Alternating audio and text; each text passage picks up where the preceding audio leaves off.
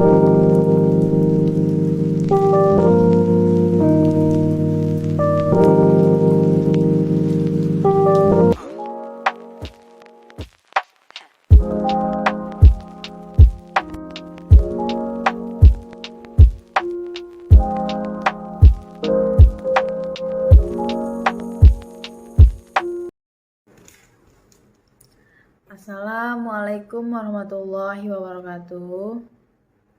Alhamdulillahirabbil alamin wassalatu wassalamu ala asrofil anbiya'i wal mursalin wa ala alihi washabihi ajmain. Amma ba'du. Sebelumnya, perkenalkan nama saya Resti Puji dengan NIM 0704203064, Prodi Biologi Fakultas Sains dan Teknologi dari Universitas Islam Negeri Sumatera Utara. Jadi, tujuan saya membuat video ini untuk memenuhi ujian akhir semester mata kuliah struktur hewan yang diberikan oleh Bu Dosen Sukriyah MSc. Baiklah, di sini saya akan membahas mengenai sistem peredaran darah dan darah. Ada beberapa topik yang akan saya bahas. Pertama itu pengertian darah, kedua komponen darah, ketiga peran fisiologi darah, keempat pembuluh darah, kelima sistem peredaran darah, keenam jantung, ketujuh sistem sirkulasi darah, dan terakhir gangguan pada sistem peredaran darah. Baiklah, pertama saya akan membahas mengenai pengertian darah. Darah itu merupakan cairan yang sangat vital bagi kehidupan manusia yang bersirkulasi dalam jantung dan pembuluh darah. Di dalam darah mengandung sel-sel darah serta cairan yang disebut plasma darah yang berisi berbagai zat nutrisi maupun substansi lainnya. Sekitar 55% darah merupakan komponen cairan atau plasma. Sisanya 45% lagi ialah komponen sel darah. Komponen sel darah yang paling banyak adalah sel darah merah atau eritrosit yang berjumlah 41% darah. Darah juga mempunyai fungsi untuk mengangkut zat makanan dan oksigen ke seluruh tubuh, mengangkut sisa-sisa metabolisme ke organ yang berfungsi untuk pembuangan, mempertahankan tubuh dari serangan bibit penyakit, kemudian mengedarkan hormon untuk membantu proses fisiologis, menjaga stabilitas suhu tubuh, menjaga keseimbangan asam basa jaringan tubuh, kemudian untuk menghindari kerusakan, terakhir untuk mencegah pendarahan. Selanjutnya itu komponen plasma darah. Komponen plasma darah terbagi menjadi dua. Pertama plasma darah, kedua sel-sel darah. Pertama itu plasma darah. Plasma darah ini terdiri dari campuran air, gula, lemak, protein, dan garam.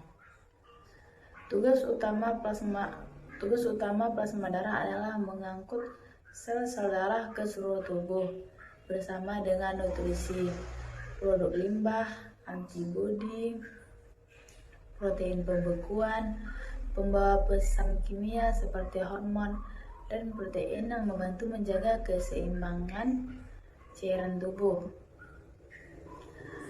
Kedua, sel-sel darah. Sel-sel darah terdiri atas eritrosit atau sel darah merah, leukosit, sel darah putih, trombosit, sel keping darah. Pertama itu eritrosit atau sel darah merah adalah sel yang paling melimpah dalam darah. Sekitar 40-45% volume darah terdiri dari sel darah merah. Bentuknya pun bermacam-macam, tapi kebanyakan sel darah merah berbentuk seperti cakram bikonkav dengan bagian tengah yang rata mirip seperti mangkuk. Produksi sel darah merah dikendalikan oleh eritropoietin, hormon yang diproduksi oleh ginjal. Pembentukan sel darah merah dimulai dari sel yang belum matang di sumsum tulang. Butuh sekitar 7 hari untuk mematangkan sel darah merah. Butuh sekitar 7 hari untuk mematangkan sel darah merah sebelum dilepaskan ke dalam aliran darah. Sel darah merah bertahan rata-rata hanya 120 hari. Kemudian sel darah putih. Selanjutnya sel darah putih. Sel darah putih atau leukosit. Meskipun jumlahnya lebih sedikit daripada sel darah merah, tetapi leukosit mempunyai peranan yang amat besar dalam melawan infeksi. Jumlah leukosit di dalam tubuh kita itu kira-kira sekitar 1% dari seluruh volume darah. Jenis sel darah putih yang paling umum adalah neutrofil yang merupakan sel respons segera dan menyumbang 55-70% dari total jumlah sel darah putih. Setiap neutrofil hidup kurang dari sehari. Karena itu, sumsum tulang harus terus-menerus membuat neutrofil baru untuk mempertahankan perlindungan terhadap infeksi. Transfusi neutrofil umumnya tidak efektif karena tidak bertahan lama di dalam tubuh. Jenis sel darah putih adalah limfosit. Dan limfosit ini terbagi menjadi 2 jenis, yaitu sel limfosit T dan B yang membantu mengatur fungsi sel imun dan menyerang infeksi secara langsung. Sedangkan limfosit B berfungsi membuat antibodi, yaitu protein yang secara khusus menargetkan bakteri, virus, dan bahan asing lainnya. Terakhir itu trombosit. Trombosit ini tidak seperti sel darah merah dan darah putih. Trombosit sebetulnya bukan sel, melainkan fragmen sel yang lebih kecil. Trombosit ini fungsinya membantu proses pembekuan darah atau koagulasi. Dengan berkumpul di lokasi cedera.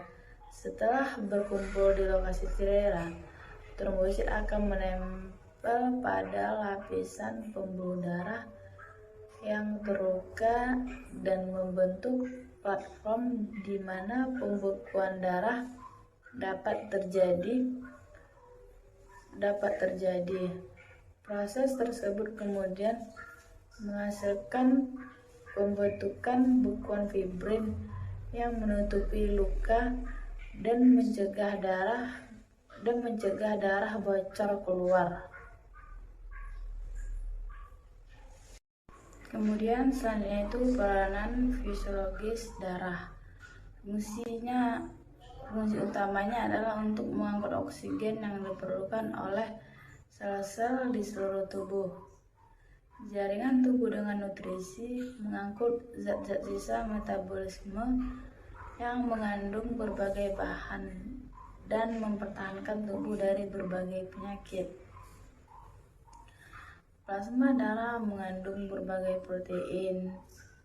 protein plasma, antara lain albumin, globulin, dan faktor pembekuan darah. Yang pertama itu albumin. Albumin adalah protein yang larut dalam air, mengedap pada pemanasan. Albumin ini digunakan untuk segala jenis protein monomer yang larut dalam air atau garam. Albumin merupakan protein plasma yang paling banyak dalam tubuh manusia, yang berjumlah sekitar 55-60% dari protein serum yang terukur. Albumin terdiri dari rantai polipeptida tunggal dengan berat molekul 66,4 kDa dan terdiri dari 585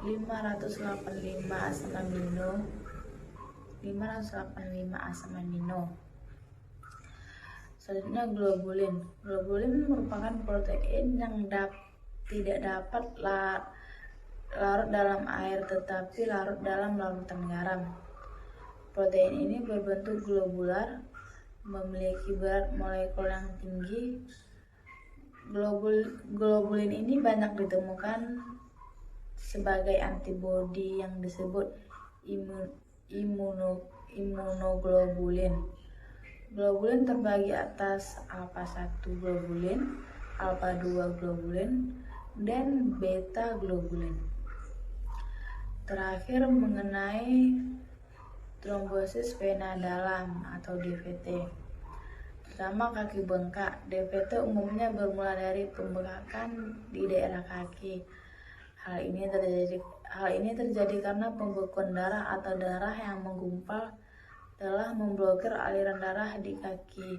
Akhirnya terjadi pembengkakan. DVT ini bisa terjadi ketika Anda duduk terlalu lama tanpa melakukan peregangan. Ya, pembekuan darah itulah. Jadi duduk lama itu nggak bagus ya guys, ya teman-teman sekalian. Kedua itu kaki atau lengan terasa nyeri. Rasa nyeri pada tungkai kaki dan lengan bisa jadi tanda DVT. Rasa nyeri yang muncul biasanya hanya dikira kram otot atau ketegangan. Ketiga, kulit memar.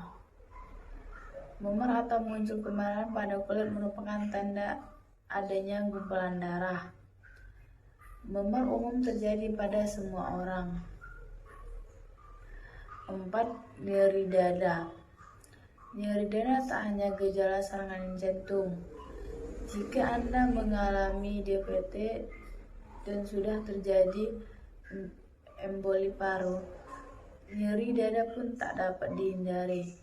Nyeri dada biasanya terasa sangat tajam dan menusuk. Dada semakin sakit ketika Anda mencoba menarik napas. Dada semakin sakit ketika Anda mencoba menarik napas dalam-dalam. Kelima, napas tersengal-sengal. Napas tersengal-sengal ini pembekuan darah di paru-paru. Di paru-paru tadi juga dapat memperlambat aliran oksigen. Ketika oksigen rendah, detak jantung akan meningkat. Napas pun akan menjadi tersengal-sengal. Terakhir itu batuk. Tiba-tiba batuk tanpa alasan yang jelas juga bisa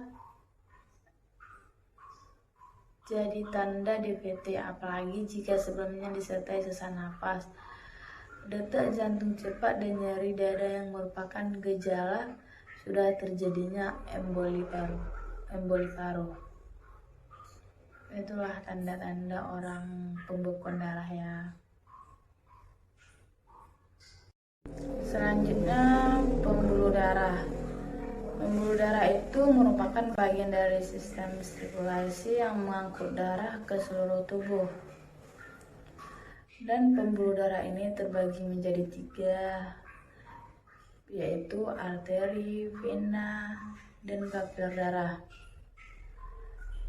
Pertama, arteri ya. Arteri ini merupakan pembuluh darah yang berfungsi untuk mengalirkan darah keluar dari jantung.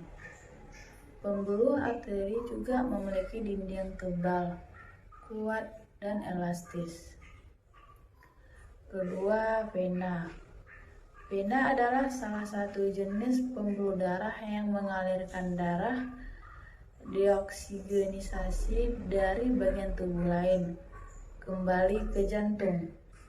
Beda dengan arteri, vena memiliki dinding yang lebih tipis dan tidak begitu berotot. Yang ketiga, pembuluh kapiler. Pembuluh kapiler ini merupakan pembuluh darah yang menghubungkan antara arteriol dan venula. Dengan dindingnya yang tipis, pembuluh kapiler dapat membantu memasukkan nutrisi dari darah ke jaringan tubuh. Selanjutnya, sistem peredaran darah. Sistem peredaran darah juga disebut sebagai sistem kardiovaskular. Sistem ini merupakan bagian dari kinerja jantung dan jaringan pembuluh darah. Tugas utamanya ialah mengedarkan oksigen dari nutrisi ke seluruh sel dan jaringan tubuh. Ada dua jenis sistem peredaran darah, yaitu sistem peredaran darah terbuka dan sistem peredaran darah tertutup. Sistem peredaran darah juga merupakan bagian dari kinerja jantung dan jaringan pembuluh atau sistem kardiovaskular dibentuk. Dan terdapat dua jenis sistem peredaran darah, yaitu sistem sirkulasi vaskular dan sistem sirkulasi limfatik. Sistem limfatik itu terpisah dari pembuluh darah, namun merupakan aksesoris pada sistem aliran darah. Salah satu tugasnya adalah untuk mengumpulkan cairan getah bening atau interstitial dan ekstraselular yang berlebihan dari jaringan tubuh dan membawanya sebagai sistem darah. Akhir dari kapiler limfatik ada di sebagian besar ruang jaringan dekat dengan kapiler darah. Kapiler limfatik berdinding tipis dan bersifat permeabel, sehingga partikel besar dan molekul protein dapat melewatinya.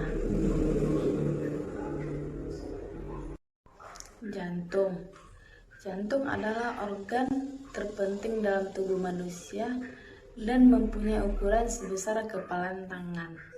Kira-kira jantung berfungsi memompa dan menyebarkan darah dengan mengangkut oksigen ke seluruh tubuh. Juga organ gerak otot yang berkontraksi secara ritmis memompa darah melalui sistem sirkulasi. Dinding keempat ruang jantung terdiri atas 3 lapisan utama atau tunika. 1 endokardium di dalam, 2 miokardium di tengah, 3 epikardium di luar. Bagian lain dari jantung adalah katup.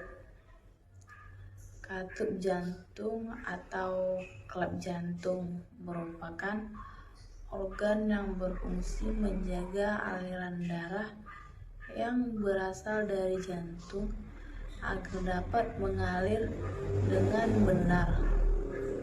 Organ ini memiliki mekanisme seperti gerbang atau pintu satu arah yang terdapat pada jantung. Tugas katup jantung terbagi menjadi 4. Yang pertama, katup trikuspid. Tugasnya mengatur aliran darah antara serambi kanan dan bilik kanan. Kedua, katup pulmonal bertugas mengatur aliran darah dari bilik kanan ke arteri pulmonalis yang membawa darah ke paru-paru untuk mengambil oksigen. Ketiga, katup mitral. Katup mitral ini tugasnya mengalirkan darah yang kaya oksigen dari paru-paru mengalir dari serambi kiri bilik kiri. Keempat, katup aorta. Katup aorta ini bertugas membuka jalan bagi darah yang kaya akan oksigen untuk dilewati dari bilik kiri ke aorta. Aorta atau arteri terbesar di tubuh.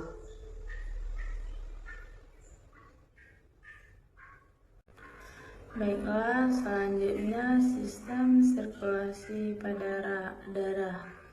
Sistem sirkulasi darah terbagi menjadi dua, sirkulasi sistemik dan sirkulasi pulmonal. Pertama itu sirkulasi sistemik. Sirkulasi sistemik merupakan sirkulasi darah yang mencakup seluruh tubuh. Sirkulasi ini berlangsung ketika darah bersih yang mengandung oksigen mengisi serambi kiri jantung melalui vena. Sirkulasi pulmonal atau sirkulasi paru merupakan sirkulasi darah dari jantung menuju paru-paru dan sebaliknya. Kedua, sirkulasi pulmonal atau sirkulasi paru. Sirkulasi pulmonal ini merupakan sirkulasi darah dari jantung menuju paru-paru dan sebaliknya. Sirkulasi ini berlangsung saat darah yang mengandung karbon dioksida dari sisa metabolisme tubuh kembali ke jantung melalui pembuluh vena besar atau vena cava. Terakhir, gangguan sistem peredaran darah pada manusia. Gangguan sistem peredaran darah pada manusia itu ada 5. 1. Hemofili. Hemofili ini merupakan penyakit yang mengakibatkan darah tidak membeku secara genetis. 2. Anemia. Anemia ini merupakan penyakit kekurangan darah yang dapat terjadi karena infeksi kuman. 3. Leukemia seperti yang dialami istri dari mantan presiden kita, yaitu Ibu Ani Yudhoyono. Leukemia ini merupakan penyakit di mana pertambahan sel darah putih secara tidak terkendali atau abnormal sekitar 500 per milimeter kubik darah. 4. Varises. Varises ini merupakan penyakit pelebaran pembuluh darah biasanya di tangan atau di kaki. 5. Hipertensi. Hipertensi ini merupakan penyakit tekanan darah tinggi.